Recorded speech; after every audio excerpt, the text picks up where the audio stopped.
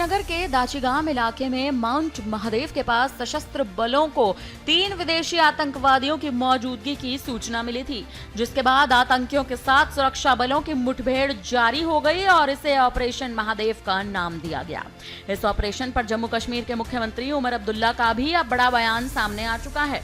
उनका कहना है कि पहलगाम हमले के दिन से ही चाहे पुलिस हो, अर्धसैनिक बल हो या सेना हो, उनके आतंकवादियों के पीछे लगे होने के तमाम आसार लगातार सामने आ रहे हैं। अगर आज उनमें से एक भी मुठभेड़ मारा गया है तो ये बहुत अच्छी बात है। पाकिस्तान के साथ बातचीत पर जम्मू कश्मीर के मुख्यमंत्री उमर अब्दुल्ला ने कहा कि हम हमेशा से पाकिस्तान के साथ बातचीत के पक्षधार रहे हैं। मैंने हमेशा कहा है कि बातचीत के लिए माहौल बनाना केवल भारत की जिम्मेदारी नहीं, पाकिस्तान की भी जिम्मेदारी है। पाकिस्तान को अपनी जिम्मेदारी समझनी होगी और बातचीत का माहौल बनाना होगा। अगर पहलगाम जैसे हमले होते रहे तो हम जैसे बातचीत के पक्षधर लोग कमजोर पड़ जाएंगे। फिलहाल अब उमर अब्दुल्ला ने अपने बयान में क्या कुछ कहा, सुनिए। 1-2 दिन का नहीं है, ये लगातार जारी रहेगा जब तक यहाँ पूरी तरह से अमन कायम नहीं होता। तो आज अगर यही बात पार्लियामेंट में दोहराई गई तो कोई नई बात नहीं है ना। अच्छा हुआ, अच्छा है कि पार्लियामेंट में आज इस चीज पे डिस्कशन हो रहा है, क्योंकि ऑपरेशन सिंदूर पे डिस्कशन तो ठीक है, उससे पहले पहलगाम पे तो डिस्कशन करना जरूरी है। और पहलगाम के डिस्कशन में जो हाल ही में एलजी साहब ने ये कहा कि जरूर इसमें लापरवाही हुई है, इसमें इंटेलिजेंस और सिक्योरिटी की फेलियर का जो है हाथ रहा है, तो उस बात पे भी पार्लियामेंट में बात होनी चाहिए कि आखिरकार अगर इंटेलिजेंस का फेलियर रहा, अगर सिक्योरिटी का फेलियर रहा, तो उसके लिए किसको जिम्मेदार ठहराया गया। ऑपरेशन सिंदूर पे उसके बाद बात होगी। चिदम्बरम साहब ने भी यही कहा, उन्होंने कहा कि देखिए साहब, ये जो एनआईए कर रही है उसमें इन्वेस्टिगेशन कहाँ पहुंची, कौन इन्वॉल्व है और क्या पाकिस्तान। अब पार्लियामेंट के अंदर क्या बात हो रही है उसमें मैं यहाँ खड़े होकर तो टिप्पणी करूंगा नहीं। उनको अपनी बात करने दीजिए, उसके बाद हुकूमत की तरफ से जवाब आएगा, फिर हम देख सकते हैं। सर, 3 आतंकी मारे गए अभी, उसमें एक रिपोर्टेड है कि पहलगाम में भी इन्वॉल्व। अभी तक तो पूरी तरह से वो कंफर्म हुआ नहीं है। कंफर्म हो जाए तो अच्छी बात है।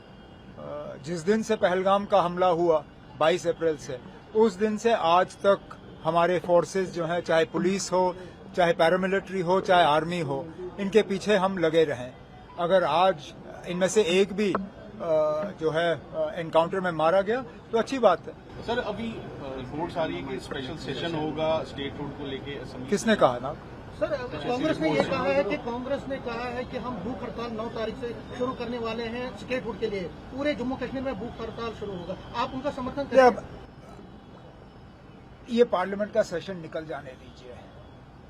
हम तो उम्मीद कर रहे हैं कि इस पार्लियामेंट सेशन में हमें कुछ मिलेगा। नहीं मिलेगा तो उसके बाद हम बात करेंगे। पार्लियामेंट सेशन के चलते चलते तो मैं कम से कम अभी फिलहाल हड़ताल नहीं करूंगा। पार्लियामेंट सेशन हमारा, अगर मेरी जानकारी सही है, तो 21 तक है या 22 तक।